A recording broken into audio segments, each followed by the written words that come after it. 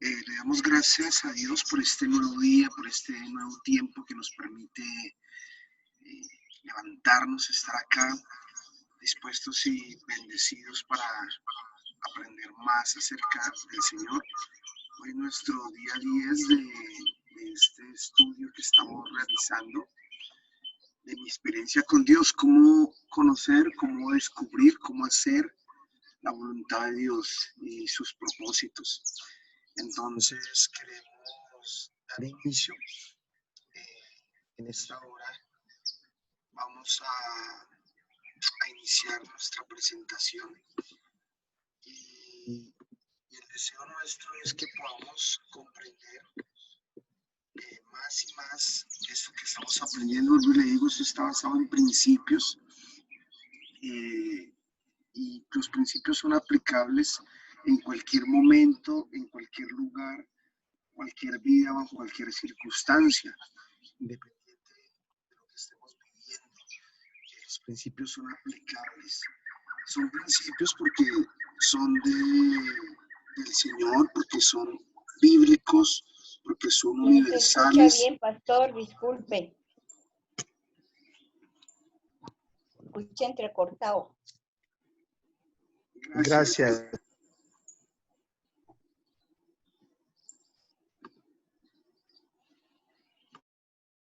No sé si ahí me escuchan mejor. Ahí ya se escucha. Gracias, pastor. A usted, mi hermanita, gracias. Entonces, como son principios, estamos hablando de que son universales, son bíblicos y son aplicables bajo cualquier circunstancia, bajo cualquier momento. Entonces, hoy la experiencia con Dios la vamos a enfocar desde el punto de vista de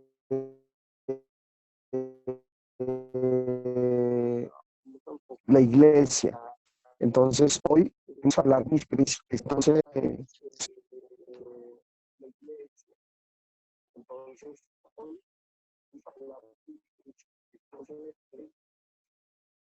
es exactamente lo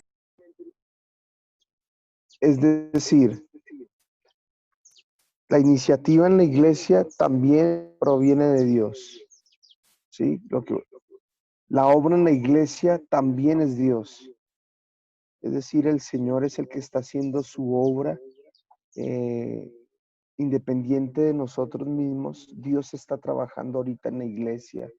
Dios está ahorita al frente de la iglesia. También busca lo mismo, el mismo principio, la relación con la iglesia. Invita a la iglesia ya no solamente al individuo, sino en este momento vamos a hablar de la iglesia como grupo, como asamblea, como cuerpo de Cristo. Entonces, de la misma manera Dios habla, de la misma manera produce crisis de fe, ajustes y mi experiencia con Dios. Estos mismos principios aplican a la iglesia como cuerpo. Entonces, lo que vamos a aprender hoy es la diferencia entre discernir la voluntad de Dios como individuo y como cuerpo de Cristo. Son dos cosas totalmente diferentes, pero que es necesario que aprendamos porque somos parte de la iglesia. Bien, la palabra iglesia, usted sabe, es la que origina la palabra iglesia. Ella significa en el griego asamblea o congregación. Es decir, la iglesia no es la casita con la cruz arriba. La iglesia es el pueblo, los hijos, usted y yo.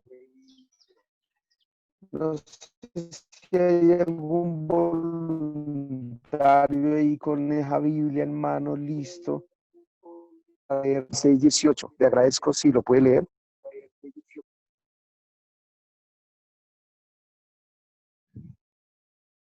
¿Cuál, pastor? ¿Cuál? El que está ahí en pantalla, Mateo 16:18.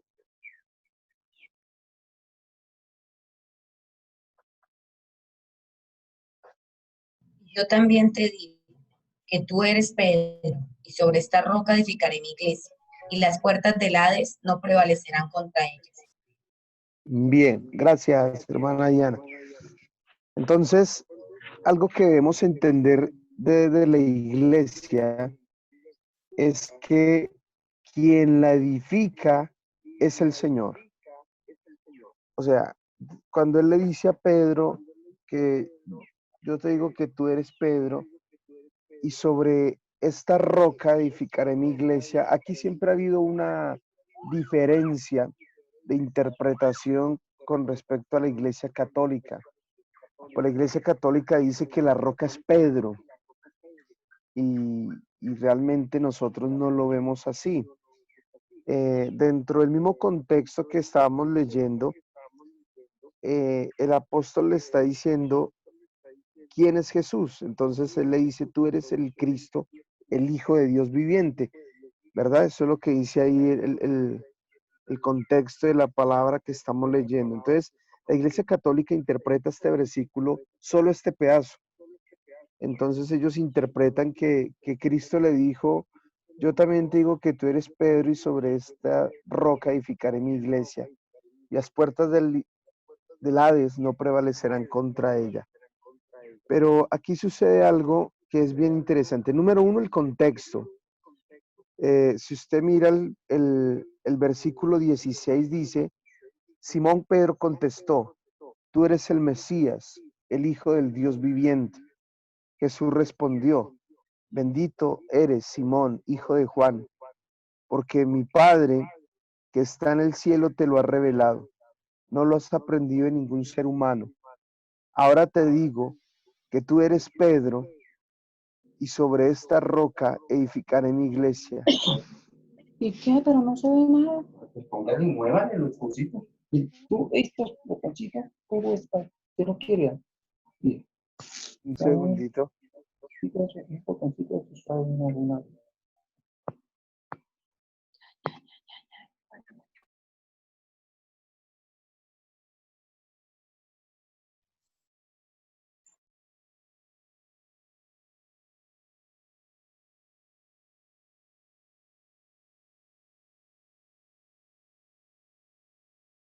Pastor, no le escuchamos.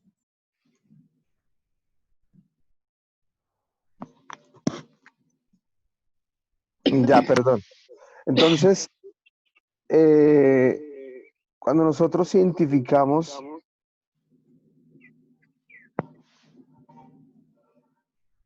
esta palabra roca a que el Señor se refirió aquí, es una palabra, inclusive algunas personas han hecho algunos estudios muy profundos, diferenciando entre la roca, que cuando le dice que tú eres Pedro, y sobre esta roca edificaré mi iglesia, y quienes han hecho estudios, y hay una gran diferencia ahí. La roca es Cristo. Inclusive algunas versiones traducen, tú eres la piedrita, que ahora te digo que tú eres Pedro, que tú eres piedra, piedra pequeña, pero sobre esta roca, y la roca es Cristo, edificaré mi iglesia. Ahora, la roca a la que se está refiriendo el Señor no es Pedro, sino la fe de Pedro. Y esta es una de las razones que diferenciamos de la Iglesia Católica, porque la Iglesia Católica ha querido usar este pasaje para justificar al Papa, para decir que el Papa es el Pedro y sobre Pedro se edifica la Iglesia. Eso no es verdad. El mismo apóstol Pedro escribió que la roca principal es Cristo y el fundamento de la iglesia es Cristo. Entonces yo le creo al apóstol Pedro, ¿sí? Y pongo en duda lo que dice la iglesia romana. Porque obviamente no tiene sentido que sobre una persona se edifique toda la iglesia. No, eso no tendría sentido. Es sobre la fe de Pedro. Pedro acaba de decir, tú eres Pedro perdón, tú eres el Mesías, el Hijo del Dios viviente. Entonces, el Señor es el que edifica la iglesia. Nosotros como líderes, como pastores, podemos tener mucha iniciativa de que Dios hable, de que Dios haga crecer su iglesia. Podemos querer que Dios haga muchas cosas en su iglesia, en sus hijos, pero realmente la obra la hace Dios en su iglesia, la edifica el Señor en su iglesia. Por más que nosotros nos afanemos, por más que nosotros querramos, la iglesia la edifica es el Señor. Nosotros no podemos agregar gente a la iglesia por voluntad humana. Podemos convencer gente a que asista a un culto, podemos convencer gente a que asista a un evento, pero que sean parte de la iglesia, que nazcan como hijos de Dios, que se planten, que sean miembros del cuerpo de Cristo, eso es obra divina. Bien, entonces vamos a ver la parte de la función corporativa de la iglesia. Si somos un cuerpo, debemos funcionar como cuerpo. Yo quiero leer aquí una ilustración que me gustó mucho de la necesidad de funcionar como cuerpo. Le voy a contar la historia, quiero que preste atención. Dice, supongamos que una persona va caminando por el riel del tren, ahí como ve la imagen. No ve ningún tren a la vista y empieza a caminar y avanzar. Entonces el oído le dice al cuerpo, oigo un silbato que se acerca.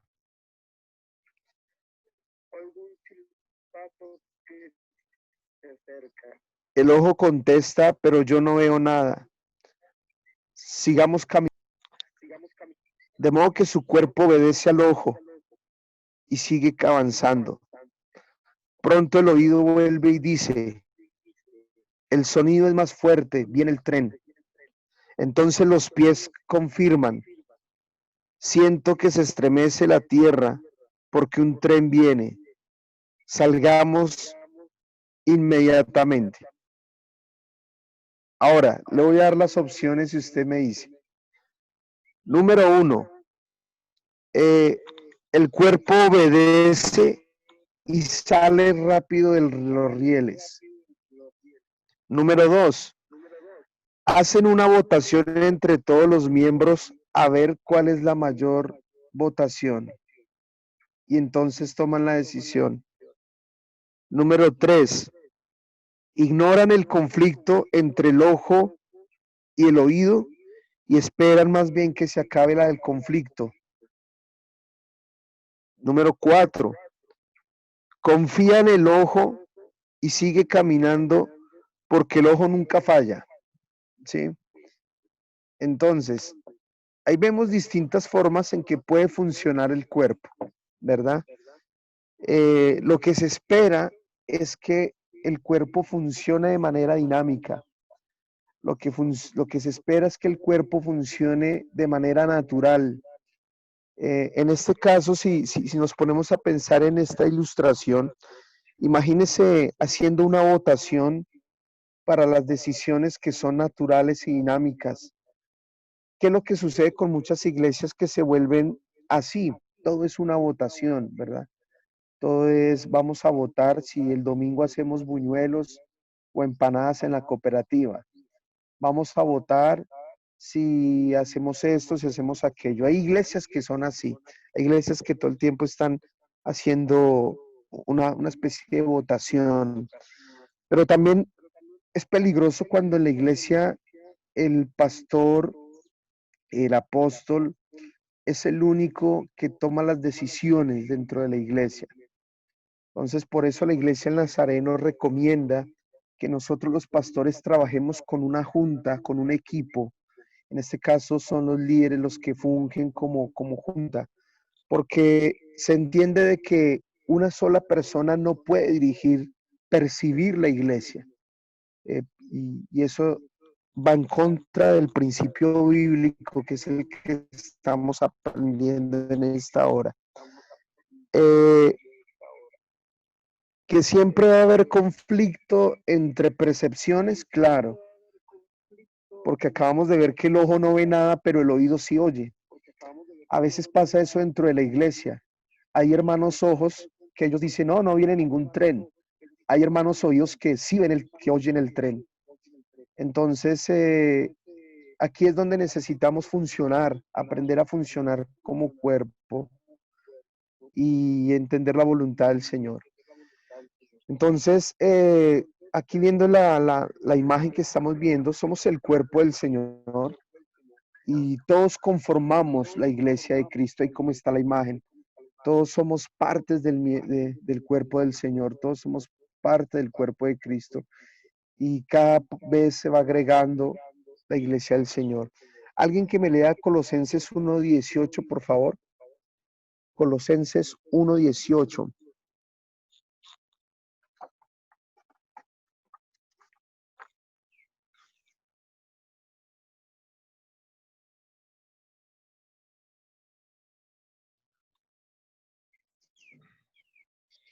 Y Él es la cabeza del cuerpo, que es la iglesia, el que es el principio, el primogénito de entre los muertos, para que en él, para que en todo tenga la preeminencia. Listo, gracias, López. Entonces, Él es la cabeza del cuerpo, que es la iglesia. Una de las cosas que a veces nos preocupa es cuando la gente cree que la cabeza de la iglesia es el pastor o la cabeza de la iglesia es el apóstol. Inclusive algunos apóstoles se atribuyen ese puesto, o como dice la iglesia romana, que la cabeza de la iglesia es Pedro, es el Papa. No, entonces, el hermano López dejó el audio abierto. Entonces, la cabeza de la iglesia es Cristo.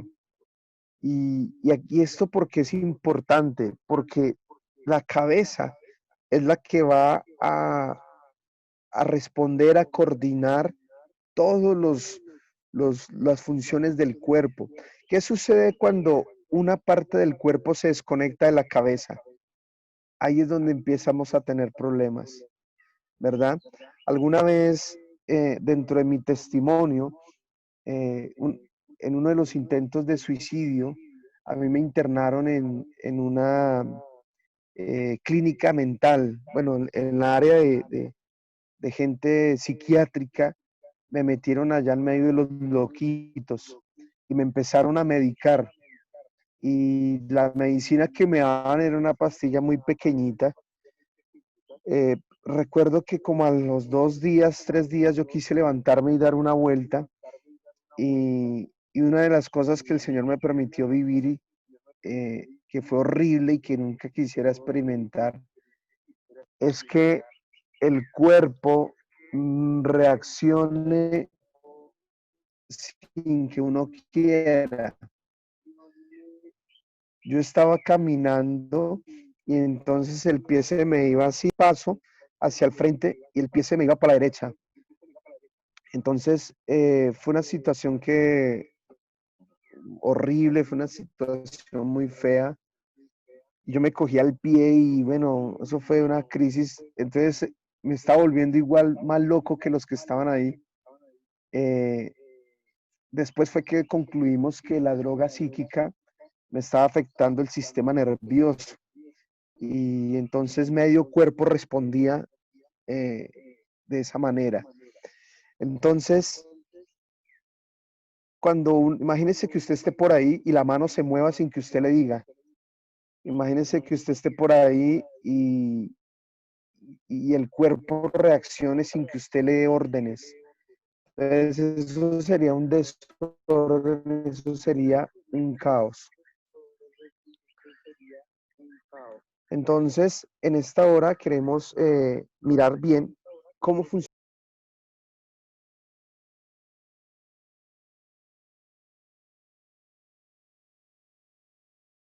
funcionamos alrededor de la cabeza. Bien, entonces, Cristo es la cabeza. ¿Qué importante es cuando estamos conectados a Él? ¿Qué problema y qué crisis cuando se desconecta? Entonces, cuando el hermano deja de orar, cuando el hermano deja de leer la Biblia, cuando el hermano deja de conectarse con Dios, empieza a soltarse el cuerpo también. Entonces la iglesia dice blanco y el hermano cree que es negro y empieza a operar y a funcionar el miembro independiente y ahí es donde no va a cuadrar. Inclusive hay unos que prefieren irse del cuerpo porque dicen, yo creo que es negro, pero lo que pasa es que ellos dejaron de orar, dejaron de leer la Biblia, dejaron de estar conectados a la cabeza. Por eso es que surgen divisiones en el cuerpo. Por eso hay gente que hace cosas contrarias dentro del cuerpo, porque se separaron de la cabeza que es Cristo. Ahora, vamos a mirar algunos pasajes que nos demuestran y nos siguen confirmando que somos cuerpo. Y vamos a mirar estos pasajes que están ahí. Primera de Corintios 12:7, el 11, el 14 y el 20. Todos los versículos dentro del mismo capítulo 12. Entonces le agradezco a una persona que me lea el 7 primero. Primera de Corintios 12:7. Pero cada uno le es dada la manifestación, con 1 Corintios 12:7, ¿no? Sí, señor. Pero cada uno le es dada la manifestación del Espíritu para provecho. Listo. A cada uno le es dada la manifestación, dice, ¿verdad? Para provecho. Alguien que lea, otra persona que lea el 11. Pero todas estas cosas las hace uno y el mismo Espíritu, repartiendo a cada uno en particular. Bien, gracias, Rubén. Alguien que me lea el 11, el 14, perdón. Además, el cuerpo no es un solo miembro, sino muchos. Bien. Y el versículo 20. Miembros, pero el cuerpo es uno solo.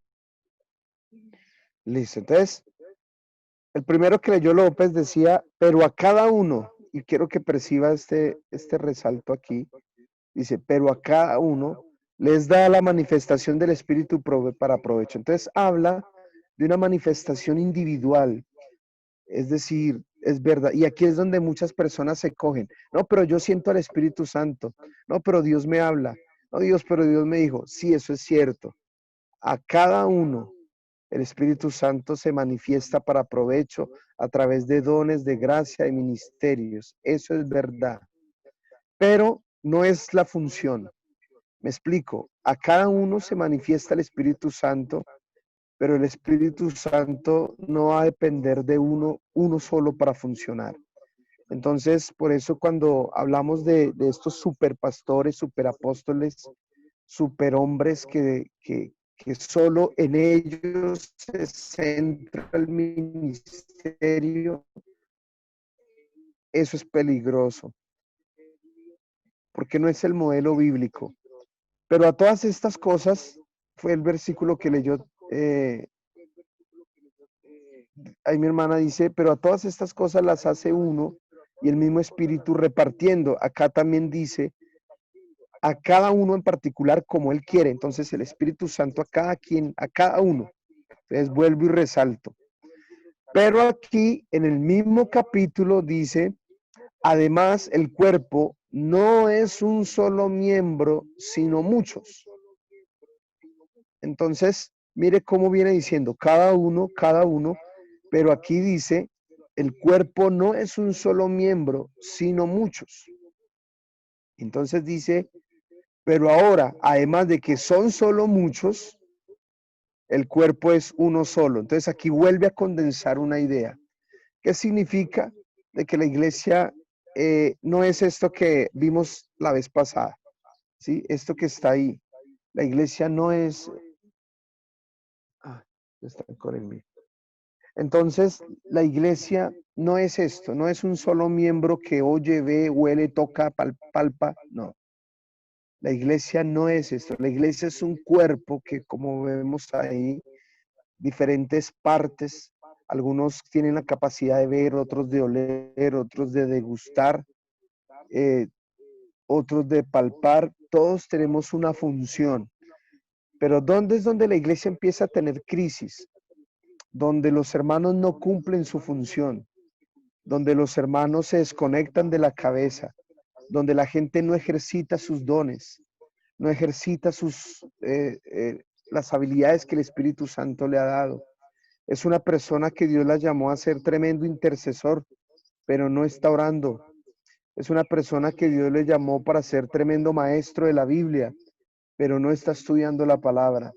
Es una persona que Dios la llamó a ser un predicador de la palabra, pero no lo está ejercitando.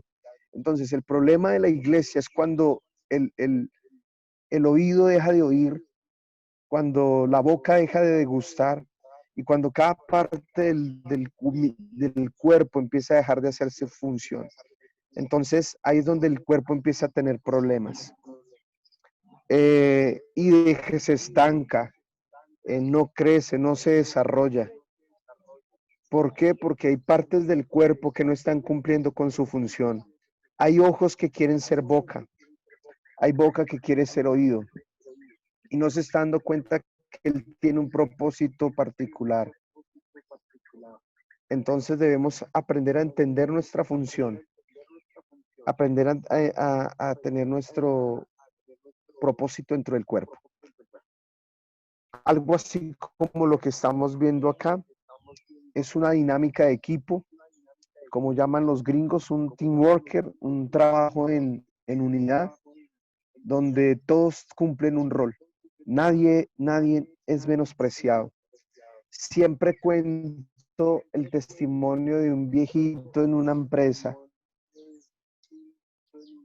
donde él solo le golpeaba las esquinas a las cajas que producían. Parecía un trabajo que no era digno o reconocido, pero el viejito era el que recogía casi 300,000 pesos en cartón reciclable. Entonces, su labor parecía insignificante, pero era valiosa no solo en dinero, sino en el propósito que cumplía dentro del trabajo que hacía. Entonces, cada uno y uno solo, ahí es donde está el reto como iglesia. Soy cada uno, pero somos uno solo. Entonces, debo entender de que tengo un propósito individual, pero tengo un propósito corporativo. El asunto es cuando ese cada uno pesa más. Entonces, solo gira en torno a mí.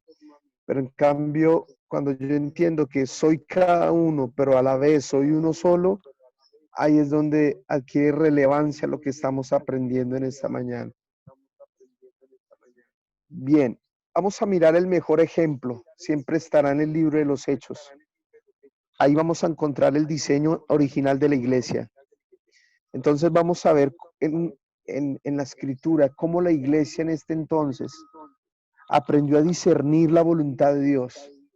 Aprendió a darse cuenta de lo que Dios quería para ellos. Entonces vamos a leer el primer versículo, Hechos capítulo 1, versículo 21 al 23. Un voluntario que valientemente lo lea. López. Es necesario, pues, que de estos hombres que han estado juntos con nosotros todo el tiempo que el Señor Jesús entraba y salía entre nosotros, y comenzando desde el bautismo de Juan hasta el día en que de entre nosotros fue recibido arriba, uno sea hecho testigo con nosotros de su resurrección. Y señalaron a dos, a José llamado Barsabas, que tenía como sobrenombre Justo, y a Matías. Bien, gracias, hermano López. El reemplazo de Judas. Bueno, ese era un reto grande, ¿no? ¿Cómo reemplazamos a este fariseo? ¿Cómo reemplazamos a este traicionero? Y empezaron a tratar de discernir la voluntad de Dios. Les dijeron, vamos a elegir uno, pero no vamos a elegir cualquiera. Vamos a elegir uno que estuviese con nosotros desde el comienzo. estuviese desde que entraba y salíamos con el Señor. Entonces empezaron todos juntos a elegir unos parámetros. Note que no fue Pedro que fue a dedo. No fue Pedro que dijo, ¿sabe qué? A mí me cae bien Matías. Yo creo que Matías va a ser. O dijeron, no, a mí me cae bien Julano. O simplemente se coló. No, fue una decisión corporativa. Primero definieron el criterio, definieron las características, al último dejaron dos y tiraron suerte haciendo una oración previa.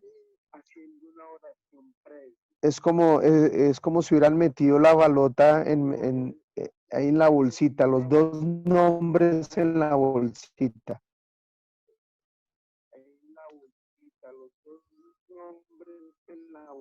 Pero mire cómo todo el cuerpo funcionó ahí. Vamos a leer el 6 del 3 al 6. Otro voluntario.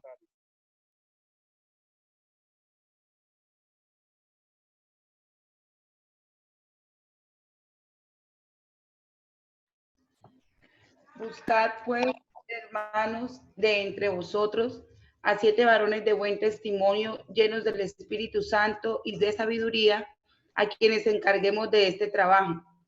Y nosotros persistiremos en la oración y en el ministerio de la palabra. Agradó la propuesta a toda la multitud y eligieron a Esteban, varón lleno de fe y del Espíritu Santo, a Felipe, a Prócoro y a Nicanor y a Timón, a Parneas y a Nicolás, prosélito de Antioquia, a los cuales presentaron ante los apóstoles, quienes orando les impusieron las manos. Bien, otra vez los apóstoles estaban dedicados a darle el mercado a las viudas, a preparar el refrigerio de los huérfanos. Entonces me imagino a Pedro asando arepas, a Juan allí, allá, de todo. Estaban haciendo de todo. Entonces dijeron, no, un momentico, así no vamos a funcionar bien. Necesitamos quien se encargue de las viudas.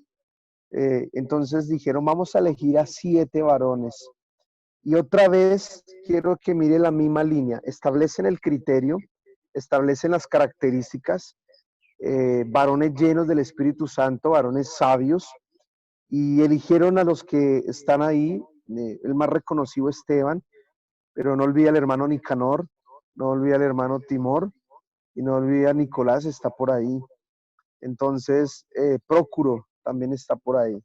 Entonces son 7 elegidos bajo el criterio de que todos establecieron un criterio.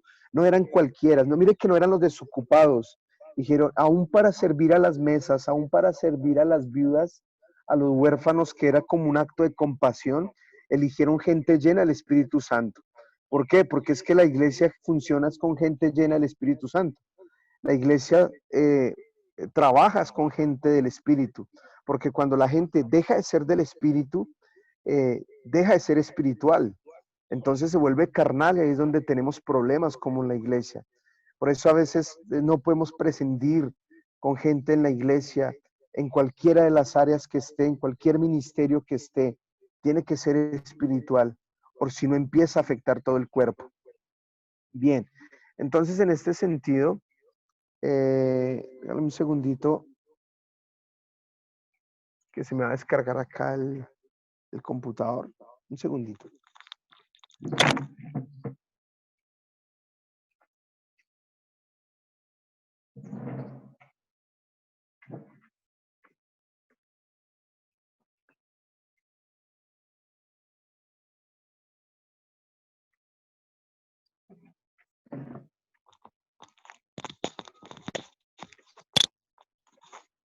Bien, entonces en este sentido, miremos los criterios, los parámetros que la palabra del Señor nos enseña con respecto a cómo funcionamos, cómo se toman decisiones como cuerpo, cómo se toman decisiones como hijos de Dios en la iglesia, para que podamos entender más o menos cómo es que funciona el cuerpo del Señor. Vamos a mirar otro versículo. Ahí mismo en el libro de los Hechos, vamos a leer el 13 del 1 al 3.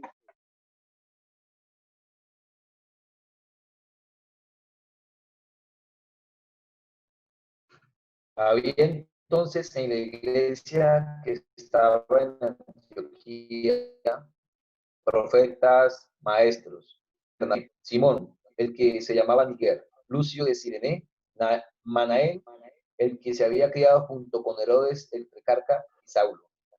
Ministrando estos al Señor y ayudando, dijo el Espíritu Santo: apartadme a Bernabé y a Saulo para la obra a que los he llamado. Entonces, habiendo ayunado, llorado, les impusieron las manos y los despidieron. Bien. Entonces, pues bueno, ahí no sé si fui yo el único que escuchó como entrecortado al hermano, pero vemos que habían unos profetas, habían maestros allí en esta iglesia, y ellos estaban ministrando ellos al Señor. Mira otra vez el ambiente, un ambiente espiritual, en oración y ayuno, y ahí es donde el Espíritu Santo dice: apártame a Saulo y a Bernabé para la obra que los he llamado. Impusieron las manos, oraron por ellos. Entonces, mire cómo hay todo un trabajo, ¿no? La Biblia dice que había maestros, habían profetas, pero los apóstoles son los que oran por ellos. Hay todo un trabajo en equipo, como todo un discernimiento. Entonces, eso es clave allí. Vamos a mirar el 15, pero vamos a leer 3 versículos del 15. Otro voluntario que me lea 22, 27 y 28 del capítulo 15.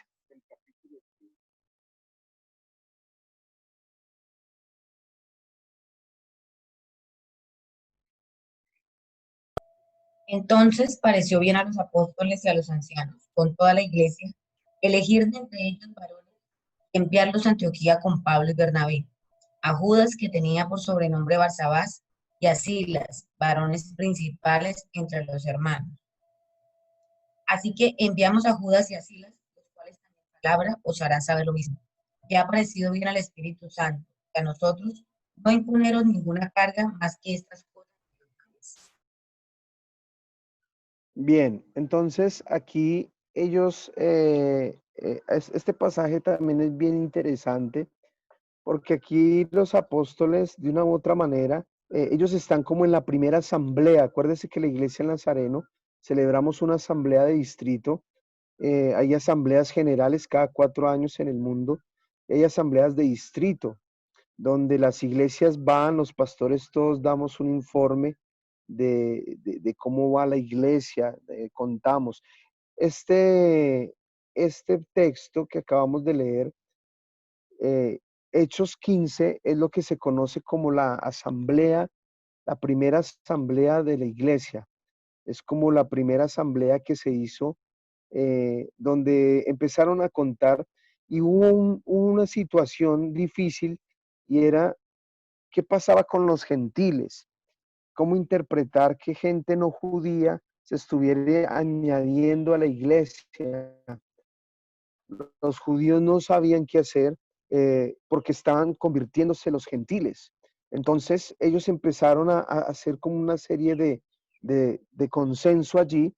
Entonces dice el versículo 22 que leía la hermana, dice: pareció bien a los apóstoles, y escuche bien, y a los ancianos, con toda la iglesia, elegir entre ellos varones y enviarlos a Antioquía con Pablo y Bernabé. Dice: pareció bien a los apóstoles, ellos dirigían la iglesia, y los ancianos no son los más viejitos. Los ancianos bíblicamente son los presbíteros, son los ancianos, los maduros en la fe, ¿sí?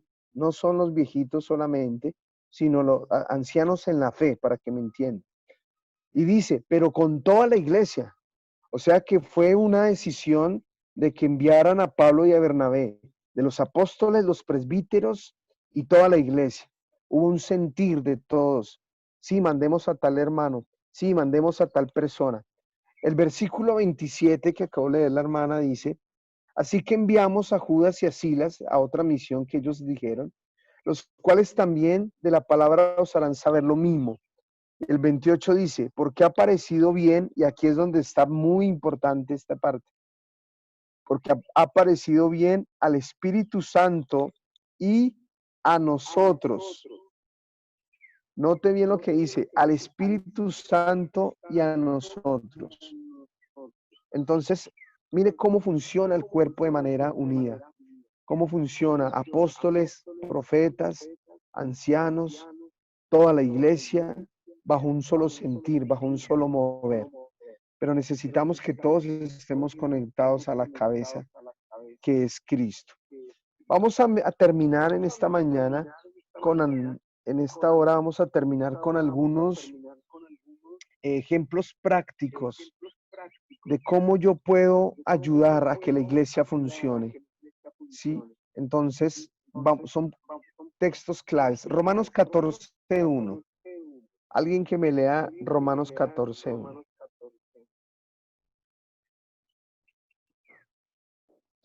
Recibid al débil en la fe, pero no para contender sobre opiniones.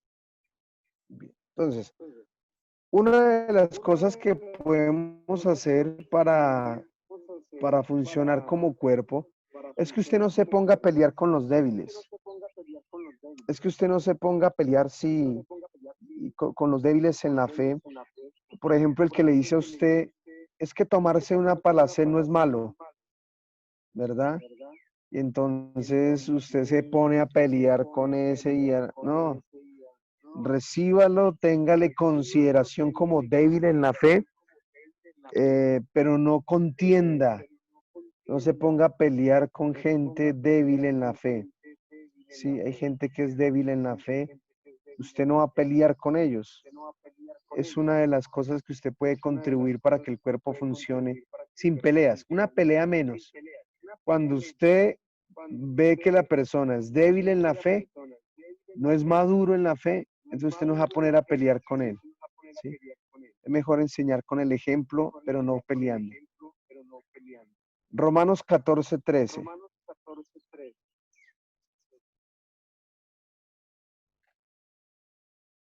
Así que ya no juzguemos más los unos a los otros, sino más bien decidid no poner tropiezos u ocasión de caer al hermano. Bien, entonces aquí es otro ejemplo de lo que no debe hacer la iglesia. ¿Sí? Note que cuando Pablo viene hablando precisamente de esas discusiones, de esos juicios. Él viene diciendo, algunos dicen que comer rellena es malo, otros dicen que no.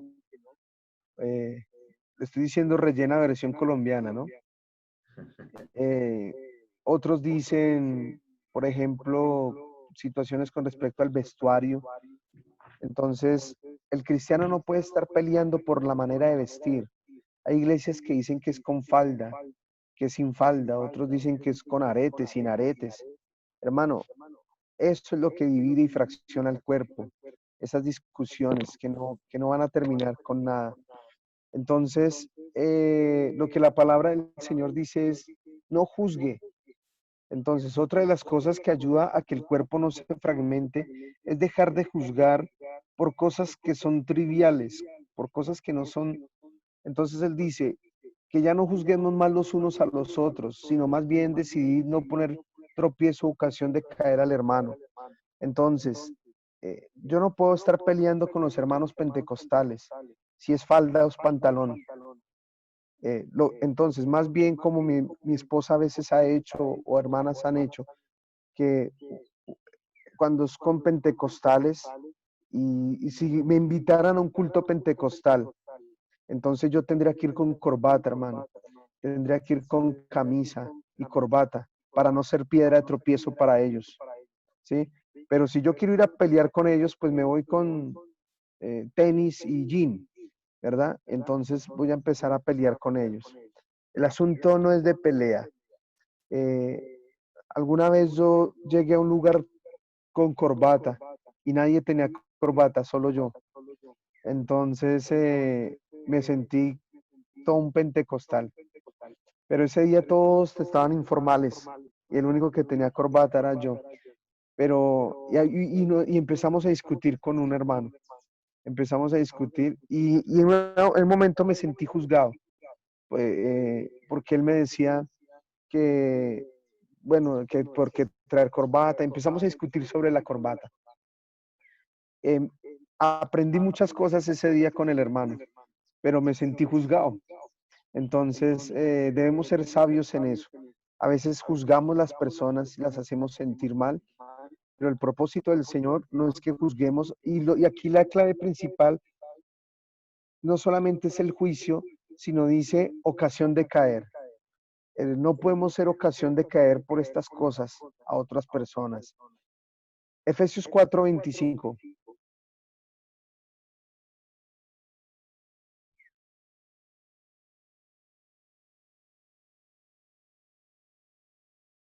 Otro voluntario que nos ayude a leerlo.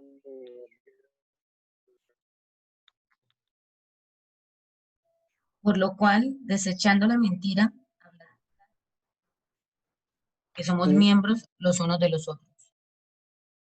Bien, entonces aquí está el otro texto. Dice, no sea mentiroso con los hermanos. O sea, no dañe el cuerpo. Las mentiras dañan el cuerpo.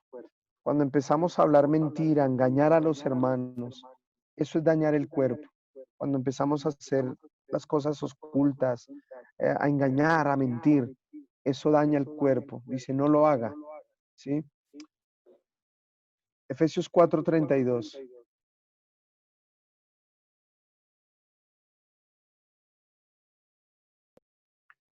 Antes sed benignos unos con otros, misericordiosos, perdonándoos unos a otros, como Dios también os perdonó a vosotros en Cristo.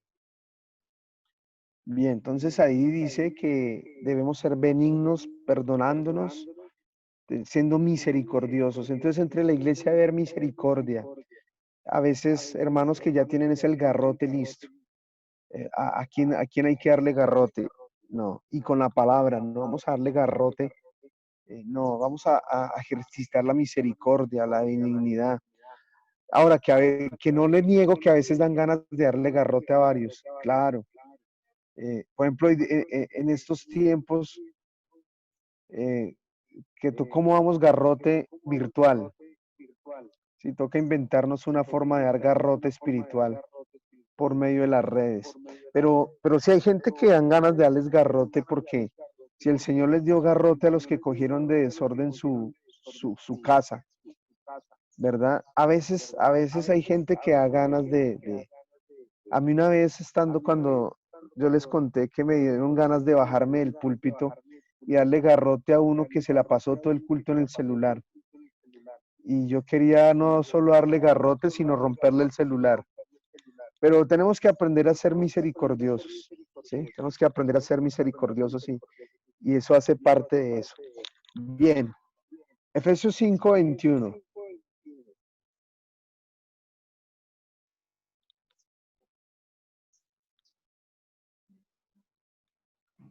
Someteos, De Dios. Sí, como López, hágale ya usted alguien. someteos unos a otros en el temor de Dios.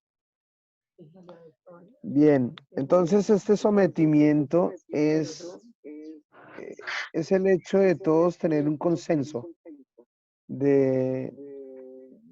a la hora de funcionar. Todos nos vamos a someter al mismo criterio, todos nos vamos a someter a las mismas reglas. Entonces, cuando uno de los miembros del cuerpo no se somete, vamos a poner un ejemplo. Todos vamos a iniciar el culto a las 9 de la mañana. Ahorita, vamos a ponerlo, culto a las 10 de la mañana. El cuerpo se puso de acuerdo y vamos a congregarnos a las 10 de la mañana. Pero hay un hermano que no se somete. Ahí dice, no, yo ingreso a las 11, yo ingreso a las 10:20. A mí no me parece cantar por las redes. Entonces, yo prefiero ingresar a las 10:30.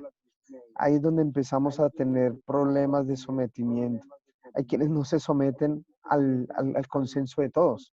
Y que ese consenso de todos es consenso bíblico, es consenso de la palabra, no es parecer de cada persona. Y Colosenses 3:13.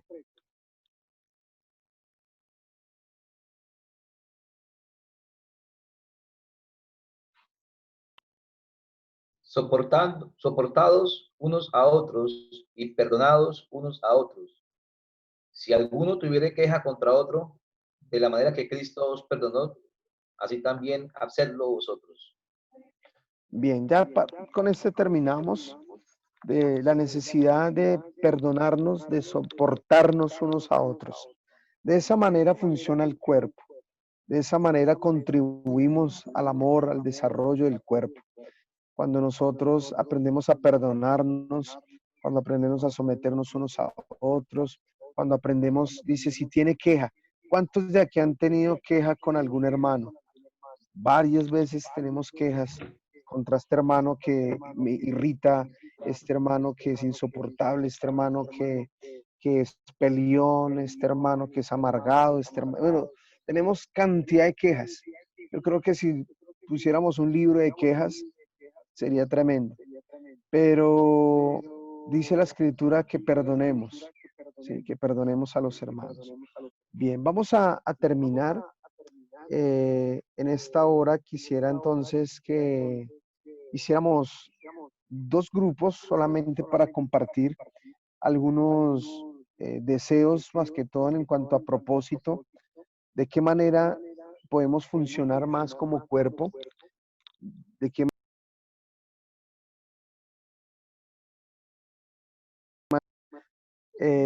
vamos a hacer simplemente alguna contribución con respecto a cómo podemos contribuir mejor al cuerpo de Cristo, ¿sí?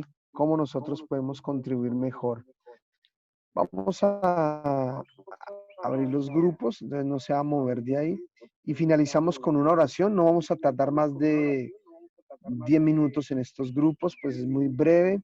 Creo que hemos aprendido en contenido lo suficiente. Entonces vamos a simplemente a compartir.